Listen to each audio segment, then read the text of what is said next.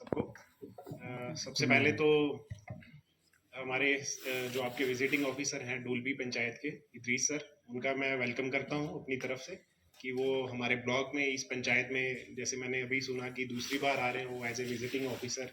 Last time भी event रहा back to village 4 का, उसमें भी सर को विजिटिंग ऑफिसर की रिस्पॉन्सिबिलिटी यहाँ पे दी गई थी। तो आते हुए हमने देखा कुछ काम चल रहे हैं, तो सर को याद आया कि ये लास्ट मीटिंग में ये बातें हो रही थी कि ये वाला काम रखना है, तो वो लास्ट टाइम का काम रखा हुआ इस बार काम हो रहा है, तो सर को भी नो डाउट खुशी मिली होगी और लोगों को भी ऑब्वियसली कुछ ना कुछ एहसास इस चीज का होगा कि कुछ ना कुछ इवेंट से कुछ ना कुछ निकलता ही है। ऐसा नहीं है कि जैसे लोग सोचते हैं कि रोज कुछ ना कुछ इवेंट हो रहा है, लोगों को बुलाया जा रहा है, तो कुछ ना कुछ जैसे इसमें अवेयरनेस है, काफी डिपार्टमेंटल कुछ 7-8 पॉइंट्स हैं जो डिस्ट्रिक्ट किश्तवाड़ में स्पेशली रखे गए हैं, जिन पे फोकस करने के लिए कहा गया है। और वो काफी इंपॉर्टेंट पॉइंट्स हैं। जैसे एजुकेशन सेक्टर की उन्होंने बात की कि जो आउट ऑफ स्कूल चिल्ड्रंस हैं, कि जो आज तक कभी स्कूल ही नहीं गए हैं, 14 साल से कम उम्र के बच्चे, या फिर कुछ गए थे और निकल गए हैं, उनका सर्वे करना है, उनको दोबारा स्कूल में डलवाना है। तो ये एज ए सोसाइटी हम सबकी रिस्पॉन्सिबिलिटी भी है। और नो डाउट एजुकेशन मस्ट है। जब तक हमारे जो बच्चे हैं सोसाइटी के वो स्कूल नहीं जाएंगे, तालीम हासिल नहीं करेंगे, तो आगे बढ़ना मुश्किल होगा।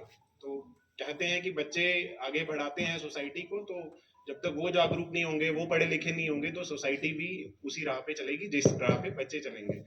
तो मैं अपनी तरफ से अपने डिपार्टमेंट, जैसे रूरल डेवलपमेंट डिपार्टमेंट एंड पंचायती राज से बिलोंग करता हूँ, तो उसका जो मेजर एक्टिविटी हमारे एंड से है वो है हमारा प्लान फॉर्मुलेशन इस साल का। जैसे लास्ट ईयर ग्राम पंचायत डेवलपमेंट प्लान बनता है, लास्ट टाइम भी आपने बनाया होगा, तो उसमें क्या होगा कि जितनी पार्टिसिपेशन रहेगी, जितने लोग आएंगे, उतनी उनकी जो उनको जरूरतें हैं वो प्रोजेक्ट कर पाएंगे। क्या होता है कि ऐसे बढ़िया, मतलब लोग कहते हैं कि सरपंच ने काम रखा दिए, पंच ने काम रख दिया अपना, तो वैसा नहीं है। तो ये प्लेटफॉर्म, ग्राम सभा का प्लेटफॉर्म जो रहता है, उसमें हर एक जो भी एलिजिबल वोटर है वो आ सकता है।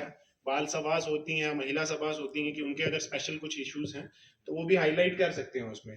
तो मेजर आपकी एज ए सोसाइटी हमें इन चीज़ों में जब तक हम पार्टिसिपेट नहीं करेंगे तब तक एंड रिजल्ट हमें दिखेगा नहीं। कि अब जब तक हम डिमांड नहीं प्रोजेक्ट करेंगे कि हमारी ज़रूरत क्या है, सबसे ज़्यादा ज़रूरी क्या है।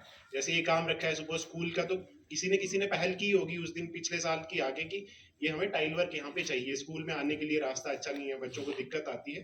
तो जब आप कोई अपनी दिक्कत या वो आप प्रोजेक्ट करेंगे, वो तभी उसका हल हो पाएगा। तो आज भी वही प्लेटफॉर्म, ये आज का जो बैक टू विलेज का प्रोग्राम गवर्नमेंट की तरफ से ऑर्गेनाइज किया गया है, वो एक मौका है आपके लिए भी, हमारे लिए भी। अब जैसे सर आए हैं तो उनके लिए भी एक ये अपॉर्चुनिटी है बड़ा कुछ सीखने के लिए, कि गांव में जाके हम सीखें कि ऑन ग्राउंड इम्प्लीमेंटेशन कैसे हो रही है, क्या जरूरत है, कि जो लोगों को फायदा मिलना चाहिए वो मिल भी रहा है। और वो नो डाउट सर, सब आज जैसे लास्ट टाइम भी सर ने नोट किया होगा, आपकी डिमांड्स नोट हुई हैं जो बैक टू विलेज 1 2 3 सब में, और उसमें पूछा भी जाता है कि इस पे कितना काम हुआ है, और उसका रिव्यू भी होगा आज की पिछले कितने काम आपने रखे थे, उसमें से कितने हुए हैं। तो ये काफी अच्छा मौका है इसमें, जो पार्टिसिपेशन अगर आपकी रहेगी तो ये सक्सेसफुल प्रोग्राम हो सकता है।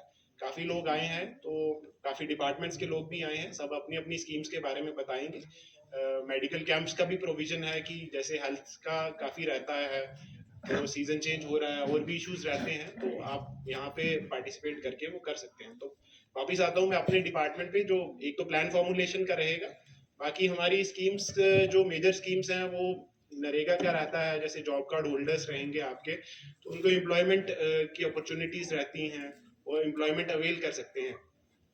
और एक मेजर इनिशिएटिव ये हुआ है कि एक पब्लिक नोटिस जारी हुआ है कि जिन लोगों को बाथरूम जैसे जिन्होंने बनाए हैं या जिन्होंने बनाने हैं, तो वो हमें हमारे ऑफिस में आके, या ऑफिस में जैसे आपको ऑफिस जाना पड़ता था, तो अब आज के इवेंट में जैसे अगर आपकी नॉलेज में कोई है जिन्होंने रिसेंटली बनाया हो और उनको 12,000 की सब्सिडी जैसे गवर्नमेंट की तरफ से मिलती है, कि अगर आप ये, इसमें गवर्नमेंट का एक ये मोटिव ये है कि लोग स्वच्छता की तरफ जाएं, ओपन डेफिकेशन खत्म हो, जो कि हमारा ब्लॉक भी, डिस्ट्रिक्ट भी और स्टेट भी डिक्लेयर हो चुका है ODF प्लस। तो अगर स्टिल जैसे कोई है जिसके घर पे बाथरूम नहीं है, तो वो अप्लाई कर सकता है यहाँ पे। तो उसको जो गवर्नमेंट की तरफ से सब्सिडी रहेगी 12,000 की, वो हमारी तरफ से रहेगी। अगर किसी ने बनाया है अभी तक नहीं मिला है, तो वो भी अप्लाई कर सकता है। इसमें कुछ 3-4 डॉक्यूमेंट्स हैं जिनकी ज़रूरत है कि आपको क्या-क्या साथ में ले चाहिए उसके लिए। एक राशन कार्ड की कॉपी है, आधार कार्ड की कॉपी रहेगी और बैंक की कॉपी, ताकि बैंक अकाउंट आप दे सकें और उसी में डायरेक्ट ट्रांसफ़र होता है। पहले क्या होता था कि आपको ऑफ़िस से चेक मिलता था, आजकल तो डिजिटल ट्रांज़ैक्शंस का ज़माना है। कोई भी पेमेंट हो रही है, अब नरेगा की आपकी वो भी आपके अकाउंट में आती है, पीएमएवाई के अगर कोई इंस्टॉलमेंट्स आ रही हैं, वो भी अकाउंट्स में आ रही हैं। तो उस पर्पस के लिए। और बाकी जैसे आईएचएचएल के बेनिफिशरीज किस किस को बेनिफिट मिल सकता है, सबसे पहला तो ये है कि उसको पहले बेनिफिट नहीं मिला होना चाहिए। दोबारा बेनिफिट, एक तो वो तो that comes to be a fraud, वो फ्रॉड हो जाता है कि अगर एक बार बेनिफिट लेके दूसरी बार फिर से उसको बेनिफिट मिल रहा है। नो डाउट किस स्कीम में मिला है, पहले निर्मल भारत थी, और स्कीम्स थी जिसमें अलग अलग कंपोनेंट, अलग अलग अमाउंट मिलती थी। तो आज की डेट में 12,000 मिल रहा है। तो पहली कंडीशन ये होनी चाहिए कि पहले बेनिफिट ना मिला हो। दूसरा है कि वो बीपीएल हाउस होल्ड होना चाहिए, उसके घर में कोई एम्प्लॉयड नहीं होना चाहिए, उस चीज़ें की कंडीशंस होनी चाहिए। तो उसमें एपीएल हाउस होल्ड्स का भी प्रोविजन रहता है, जिसमें कुछ एससी एसटी, जैसे हमारा ब्लॉक है, इसमें पॉपुलेशन एससी एसटी की पॉपुलेशन ज़्यादा है। तो उनके लिए ये है कि जो एपीएल भी हैं और एसटी पॉपुलेशन को बिलोंग करते हैं, तो अगर वो बेनिफिट लेना चाहते हैं तो वो एप्लीकेशन अप्लाई कर सकते हैं, अगर उनको पहले बेनिफिट नहीं मिला है। क्योंकि ये स्कीम काफ़ी देर से चलती आ रही है, तो एक्सपेक्टेशन यही है कि आज तक हो गया होगा, ऑलमोस्ट सबने बाथरूम्स बना लिए होंगे या बेनिफिट्स मिल गया होगा। अगर स्टिल कोई रह गया है तो वो अप्लाई कर सकता है। आज के प्रोग्राम में भी आप ये डॉक्यूमेंट्स देके अप्लाई कर सकते हैं। और इसका ये है कि आपको विद इन 10 डेज, आज से लेके कल की डेट से लेके 10 दिन के अंदर अंदर करना है। ये पूरा जो अगर कोई रह गया है उसको विद इन 10 डेज करना है, ताकि टाइम बाउंड मैनर में इसकी सैचुरेशन हो सके। तो मेजर हमारा यही रहेगा, एक जीपीडीपी प्लान फॉर्मुलेशन जिसमें ग्राम सभा होगी, आपके सरपंचेस वगैरह सब पार्टिसिपेट करेंगे।